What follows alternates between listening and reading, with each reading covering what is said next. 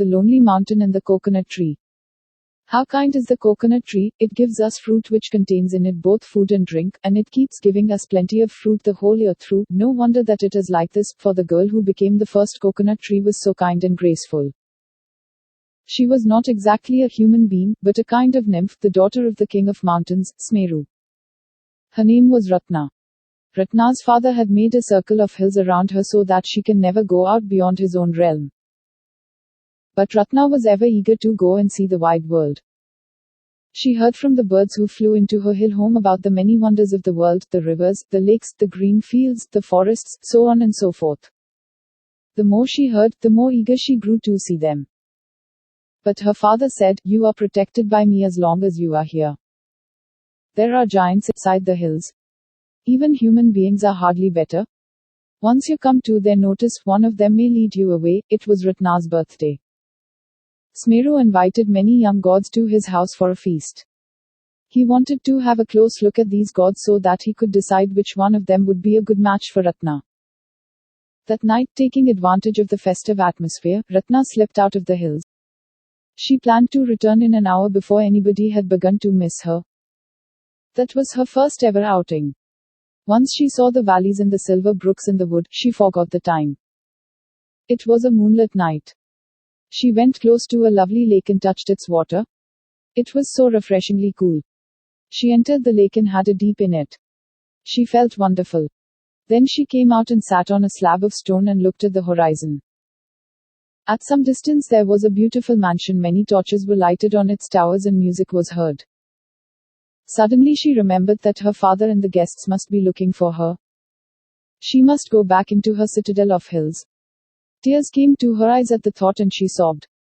"What ails you, sweet one?" the voice surprised Ratna. She saw a handsome young man standing before her. "Who are you?" the young man asked. Ratna told him who she was. The young man clapped his hands with joy. Then he told her who he was. "Do you see that mansion lighted the torches? That is our palace. It is day to day. But, like you, I also don't like so many people jostling around me. That is why I am here, in solitude. But look at the reward I got. I met you," exclaimed the young man. He was the prince of the land. His father was not only the king of kings but also a great wizard. "Now, tell me, why did you shed tears?" asked the prince. "It is because I love this world with all its splendors. But I have to go back into the circle of hills which is my home," she said. The prince stood thoughtful for a moment and then said, "To be frank, I loved you the very moment I saw you. I am a human being and you are something like a nymph. Will you marry me? If you do, you can stay with me. We will wander through the world and be happy together.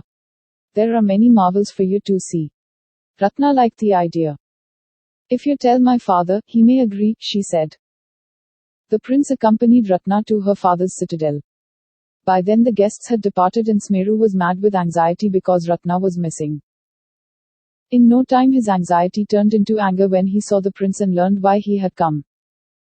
"You wish to marry my daughter, do you? Well, why not? You are the future king and by marrying you, my daughter becomes the future queen.